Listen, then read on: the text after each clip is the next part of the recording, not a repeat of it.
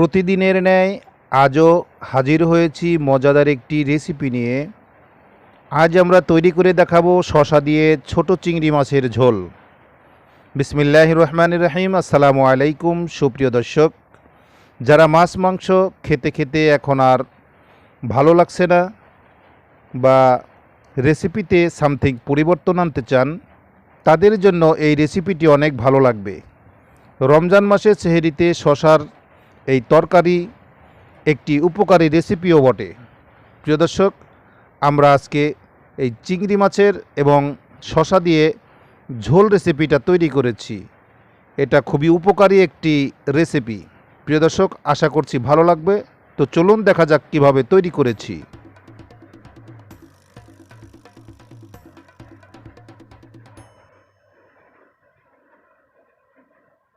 প্রিয় দর্শক, আমরা এখানে তিনটি একটু বড় সাইজের শশা নিয়েছি এবং একটি সিলার দিয়ে আমরা এখন ছিলে নিব। শশার চোচাগুলো আমরা ছিলে ফেলে দিয়েছি। এখন আমরা শশার মাঝ বরাবর দুটি টুকরো করে, এখানে মোট 4টি টুকরো করে নিলাম এবং আমরা টুকরো টুকরো করে চিংড়ি মাছের সাথে যেভাবে রান্না করা যায় 4 কোনাচা করে আমরা কেটে নিলাম। প্রিয় দর্শক, আমরা 3টি শশাকেই এখন কেটে নিলাম। আর এখানে নিয়ে নিলাম আমরা আধা বাটির মতো চিংড়ি মাছ। প্রিয় দর্শক, এখন আমরা চুলোয় চলে যাব। একটি প্যানের মধ্যে আমরা পরিমাণ মতো সয়াবিন তেল দিয়ে নিলাম। তেলটা গরম হয়ে গেছে। এখন আমরা দিয়ে দিলাম পেঁয়াজের কুচি। এখানে হাফ কাপ পরিমাণ পেঁয়াজের কুচি আমরা দিয়ে দিলাম। একটু নাড়াচাড়া করতে হবে। 2 মিনিট নাড়াচাড়া করে দিয়ে দিলাম আমরা আদা বাটা। আদা বাটাটা দিয়ে আদা বাটা রসুন বাটা একসাথে দিয়ে দিয়েছি।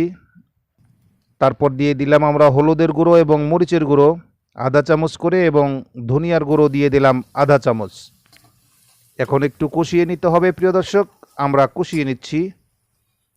আমরা 2-3 মিনিট কষিয়ে নিলাম। এখন আমরা দিয়ে দিলাম পানি। প্রিয় দর্শক, পানিটা দিয়ে আমরা আরেকটু কষিয়ে নেব। সুন্দর একটি কালার হয়েছে। প্রিয় দর্শক, দেখতে পাচ্ছেন।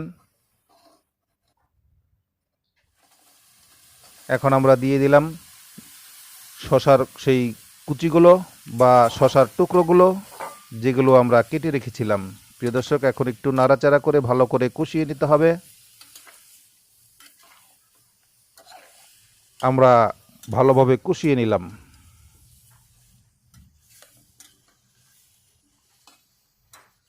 প্রিয় দর্শক, আমরা 5-6 মিনিট কষিয়ে নেওয়ার পরে অন্য একটি প্যানের মধ্যে আমরা দিয়ে দিলাম সেই চিংড়ি মাছগুলো। দিয়ে একটু নাড়াচাড়া করে পানিগুলোকে একটু টেনে নেব। পানিগুলো টেনে গেলে এখন আমরা দিয়ে দেব সামান্য সয়াবিন তেল অর্থাৎ ভোজ্য তেল এবং দিয়ে একটু চিংড়ি মাছগুলোকে ভাজা ভাজা করে নেব। তারপর দিয়ে দেব সামান্য পরিমাণ লবণ স্বাদ মতো এবং দিয়ে দেব আমরা 1 চিমটি হলুদের গুঁড়ো দিয়ে একটু ভালোভাবে নাড়াচাড়া করে নেব। প্রিয় দর্শক, আমরা চিংড়ি মাছগুলো ভালোভাবে নাড়াচাড়া করে নিচ্ছি এবং ভালোভাবে ভেজে নিচ্ছি।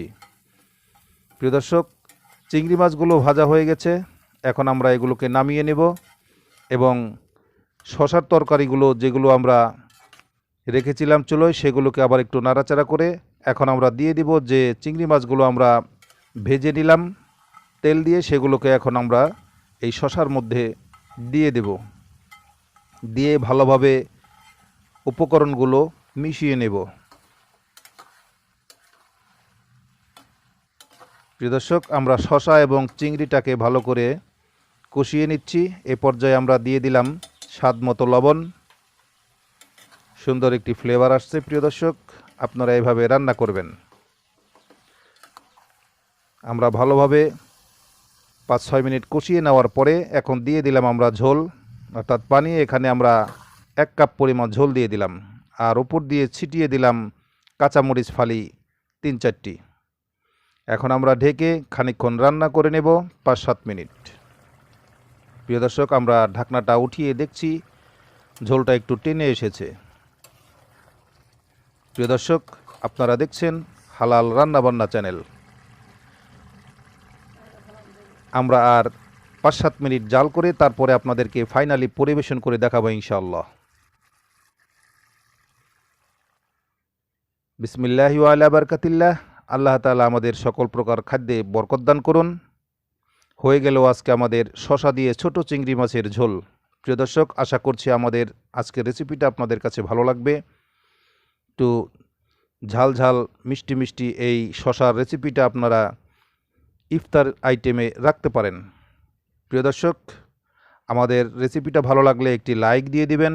যারা এখনও আমাদের চ্যানেলটিকে সাবস্ক্রাইব করেননি, সাবস্ক্রাইব করে রাখবেন। ফ্রেন্ড অ্যান্ড ফ্যামিলিকে এটা শেয়ার করে দিবেন। সকলের মঙ্গল কামনা করছি। আল্লাহ তাআলা আমাদের মঙ্গল করুন, দেশের মঙ্গল করুন। আজ এই পর্যন্তই। আল্লাহ হাফেজ। আসসালামু আলাইকুম রহমতুল্লাহ।